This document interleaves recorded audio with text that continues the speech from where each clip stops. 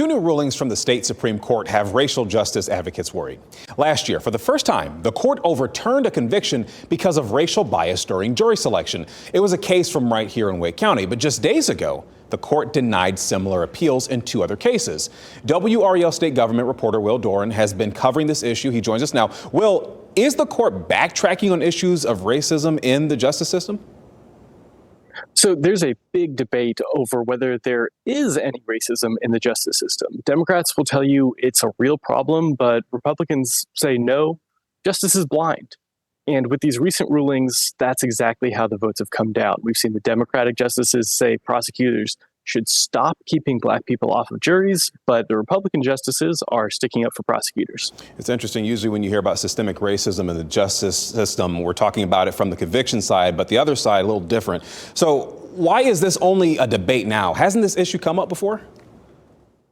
Yeah, so it's been almost 40 years now since the U.S. Supreme Court first allowed convictions to be overturned because of racial bias in the jury selection process. But North Carolina has more or less just ignored that until last year. And that's been under judges of both political parties that we've done that.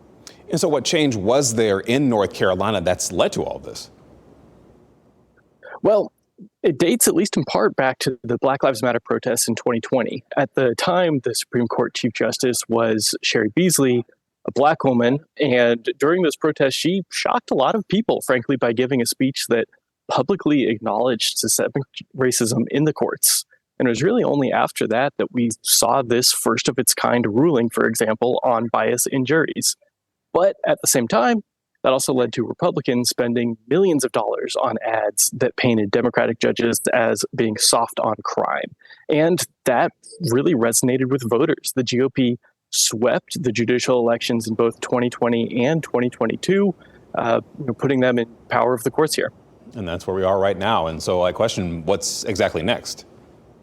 Well, these are not the only cases along these lines. There's still more waiting in the wings. And so while some advocates are indeed concerned that the court has reversed itself here, there are more chances for us to see how the court is going to rule on more cases and see if this is part of a trend or not. So those are going to be coming up later this year, and we'll just have to wait and see what the court says. No, you won't just be waiting. You'll be watching carefully to see what happens. All right, thanks, Will. For more details on the cases and the history of these challenges in the state, you can visit the NC Capitol section of WRAL.com.